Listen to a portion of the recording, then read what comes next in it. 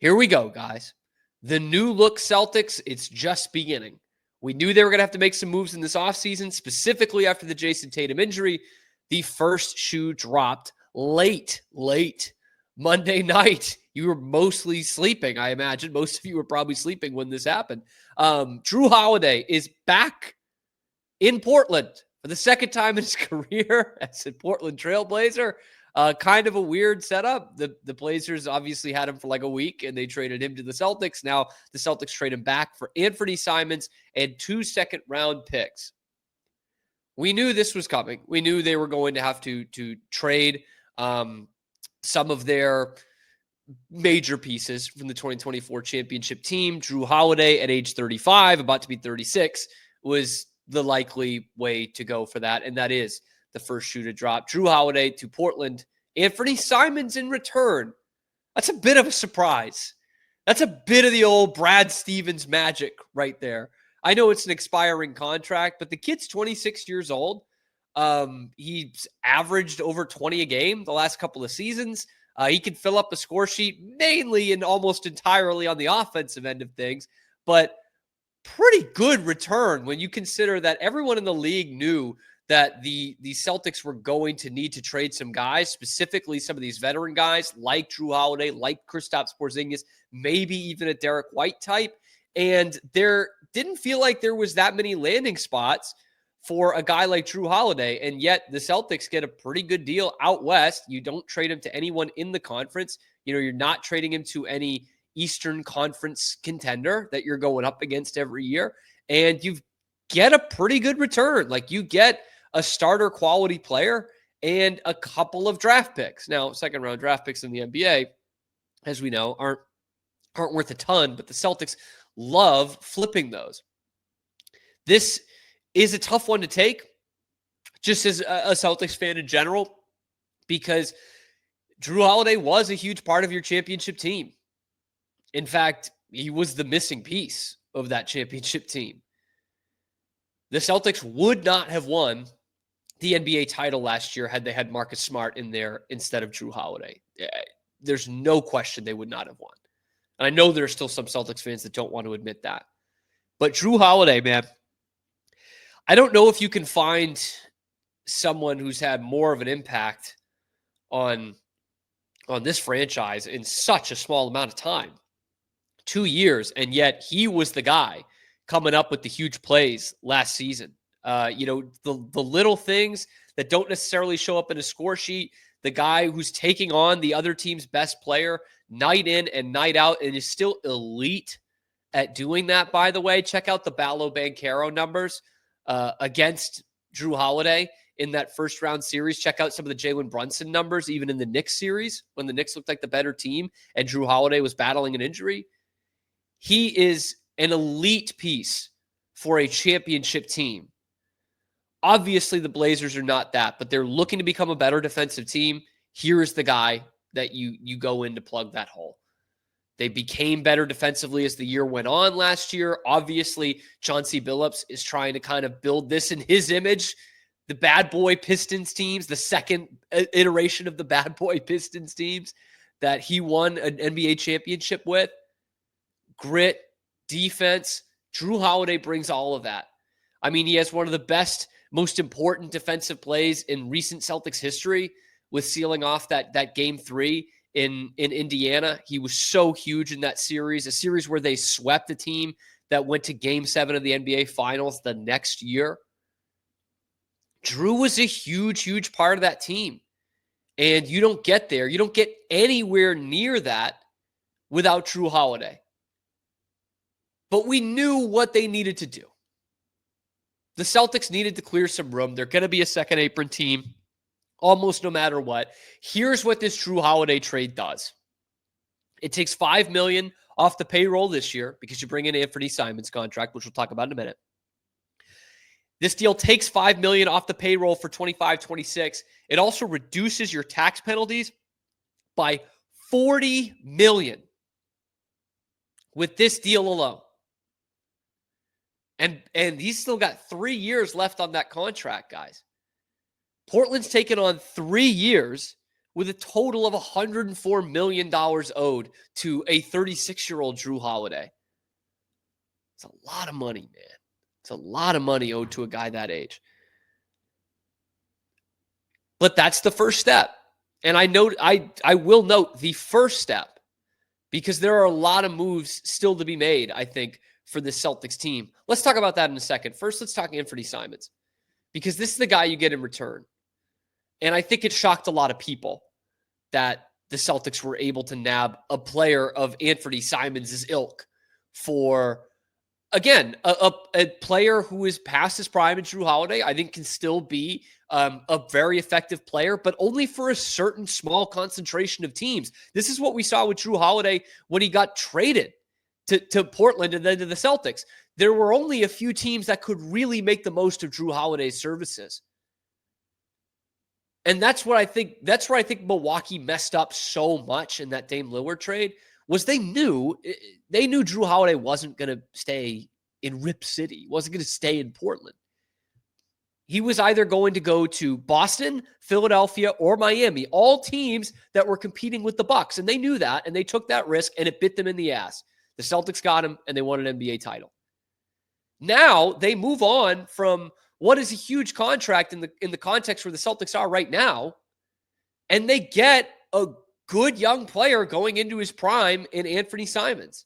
I say young. This is going to be his 8th season in the NBA. You know, he came out basically right out of IMG, right? So he's basically a straight out of high school kid. He's on an expiring contract. I like the player's offensive ability. That's the compliment I'll give him. It is a bit surprising that you got a player this good for what Jrue Holiday is going to give you. But this Anfernee Simons comes in and he fits the 3-point Joe Mazzulla mold like 100%, right? Anfernee Simons comes in and he is going to be a good 3-point shooter for you. He's going to be, I think, a pretty good scorer off the bench is what I'd have to say. But this guy doesn't play a lick of defense. Okay. Guy shot over 50% when he was the primary defender last year. Portland became a better defensive team down the stretch, and it was a stretch where Anfernee Simons' minutes were going down. And you watch any game the Celtics played against the Blazers the last couple of years, you will see the same thing. They hunt him. They hunt him defensively, the way they did with Luka Doncic in the NBA Finals. So he doesn't almost nobody's going to come in and replace Jrue Holiday's defensive ability. Anfernee Simons doesn't come anywhere close. That said, he averaged 20 a game last year. He shot 43% from the floor. Okay, he shot, what did he shoot here? 36% from three, which was down from 39% the year before. He takes a lot of threes, baby. He takes 9 threes a game. So he's going to fit in really well with that aspect of the Celtics game. But Mazzulla Ball does need some good defense and guys getting after it on the defensive end.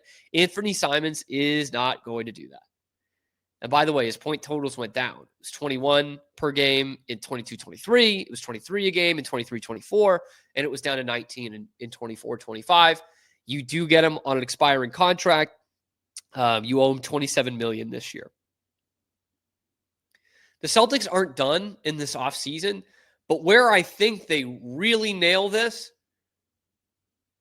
is, unless they're a true championship contender in March, which I don't think they're going to be, just because losing Jayson Tatum is that big a deal. I think they could be a decent team. I think they could be a playoff team. Anfernee Simons is one hell of a trade piece at the trade deadline. Oh, he is one hell of a chip at the trade deadline. You don't think you can get a first-round pick for that guy at the deadline? He'll still be 26 years old. He'll be averaging 15 points a game off the bench. You know, he'll give you some Malcolm Brogdon type of numbers, which will put him in the 6th man of the year category conversation. Teams will be all over that. Someone might give up 2 first-round picks for him at the trade deadline. That is a humongous chip for Brad Stevens to have. And guess what? If the Celtics are contenders and they are good, like Jaylen Brown's leading the way and they're the second best team in the East, then keep them. You'll lose him for nothing, but okay, you get Jayson Tatum back the next year. How much is that really going to hurt you? Or if you are in contention, there's still a way you can trade him and get a roster piece back. But again, I don't really expect the Celtics to really be in the mix to win the Eastern Conference next year without Tatum. But you've got yourself one hell of a trade piece right there. And it might get done before draft night.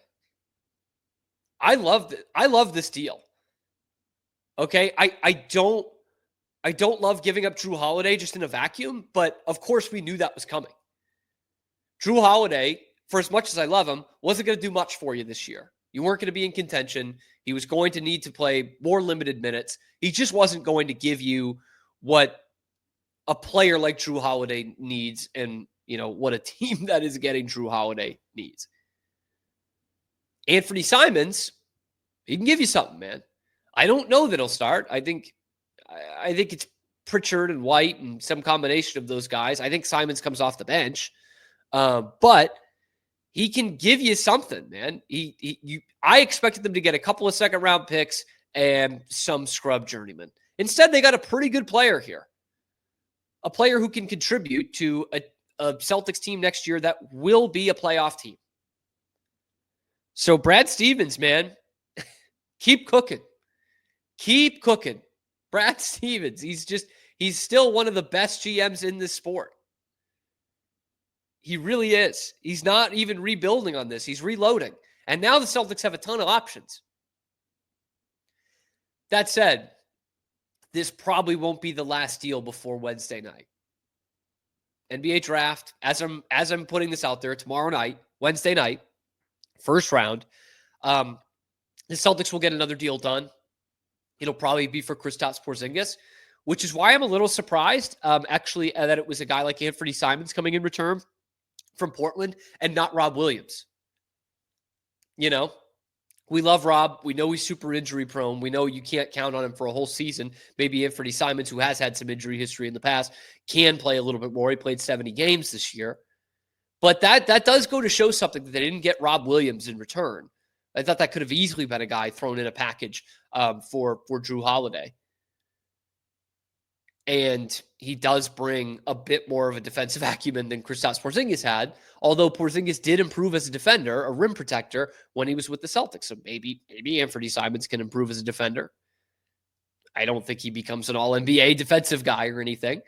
But Kristaps Porzingis is probably the next to go. And if they can get a deal like this for Jrue Holiday and they can get a good return for Kristaps Porzingis, guess what? You don't need to do the Derek White thing. You don't need to do the Jaylen Brown trade. Nothing is saying you need to do it anyway, but you already cleared $40 million off the tax penalties just from this Jrue Holiday trade, and you got a good player in return. Teams are going to want Kristaps Porzingis. They are, especially those teams out west, man. I think Windhorst said it. Like, it's crazy. These teams are clawing their eyeballs out in the Western Conference just to be the 10 seed. This is like 10, 15 years ago what it was in the NBA with, the East just being like totally wide open. In fact, the real winners of this whole last couple of weeks, this last month or so, have been the Knicks. They don't have a friggin' coach yet, but Halliburton goes down with an Achilles, Tatum goes down with an Achilles, and all of a sudden they're the team to beat in the East. And the West, they're clawing their eyeballs out, and Portland was right there for a play-in spot last year. Like, I think Portland thinks they're closer than a lot of other fans think they are. That's why they're doing this Jrue Holiday thing. But expect Kristaps Porzingis to be next. And if he is, that means you're probably not going to see anything for Derek White and Jaylen Brown. Although I think there will be some serious suitors there. But anyway, guys, let me know what you think in the comment section below. Do you like this Jrue Holiday trade? Why is Portland doing this? They're closer than people think, but I don't think they're that close. Why is Portland doing this, and who's the next to go for the Boston Celtics? What is the next shoe to drop? Let me know in the comment section below. Be sure to like and subscribe if you love Brad Stevens and how he's reloading this team. Catch us on YouTube live at high noon Eastern time every weekday, and then wherever you get your podcasts as well. Check out the other videos on the channel, talking Celtics and everything else going on in the world of Boston sports. I'm your host, Cam Stuart. Zach Burke, keeping us on the air 5 days a week.